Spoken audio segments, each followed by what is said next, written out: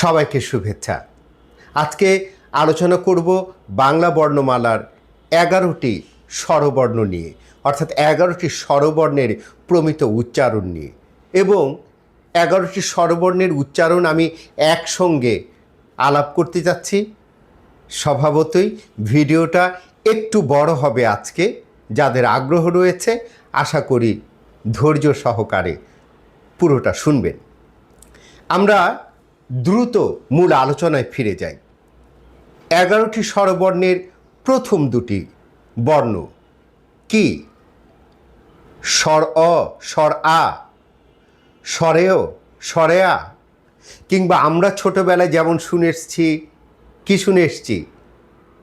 সরু, সরায়া।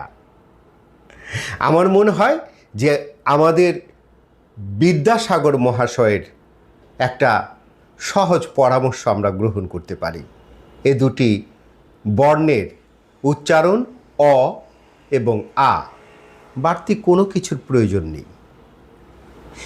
এরপরে রইল যে দুটি বর্ণ বা ধ্বনি, সেটির প্রথমটি একটু জটিল যদি প্রমিত উচ্চারণ করতে চাই। হ্রস্ব ই, হ হ হ, অর্থাৎ র সঙ্গে একটা মহাপ্রাণ হ ধ্বনি উচ্চারিত হয়। আমি আমার ভিডিওতে উচ্চারণটা কিভাবে করতে হয় তা লিখে দেওয়ার চেষ্টা করছি। এবং এর পরের বর্ণটি দীর্ঘ ই, দীর্ঘ না, ঠিক আছে? দীর্ঘ ই, হ্রস্ব ই, দীর্ঘ ই। যদিও আমার ব্যক্তিগত একটি মতামত দিয়ে রাখি, সাধারণে প্রথম বর্ণটি উচ্চারণ করা অনেকের জন্য খুব কষ্টসাধ্য। সুতরাং যদি অনেকে এই জন্য হর্ষই আবার রস্যই এও বলে থাকেন, কেউ রস্যই, দীর্ঘই, রস্যি, দীর্ঘি, এমন নানা রকমের উচ্চারণ হয়ে থাকে। আমার কাছে মনে হয় যদি রস্য, রস্য মানে কম, দীর্ঘ বেশি, এই দুটি মান্যতা দেয়া গেলে বোধহয় ভালো হতো। যাই হোক, প্রমিত উচ্চারণে এই দুটি বর্ণের উচ্চারণ হ্রস্ব ই, দীর্ঘ ই। পরের দুটো একই রকম উচ্চারণ, হ্রস্ব উ, দীর্ঘ উ। এরপর আমরা 6টি বর্ণ পেয়ে গেলাম। অ, আ, হ্রস্ব ই, দীর্ঘ ই, হ্রস্ব উ, দীর্ঘ উ, রি।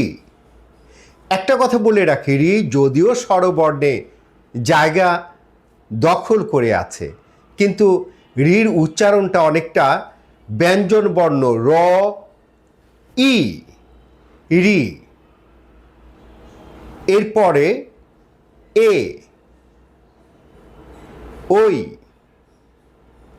ও, ও। তাহলে অ, আ, হ্রস্ব ই, দীর্ঘ ই, হ্রস্ব উ, দীর্ঘ উ, রি, এ, ওই এবং ও, ও।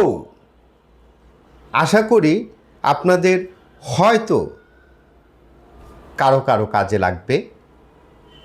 যাদের লাগছে তাদের জন্য ভালোবাসা, তাদের ধন্যবাদ, কৃতজ্ঞতা। ভালো থাকবেন।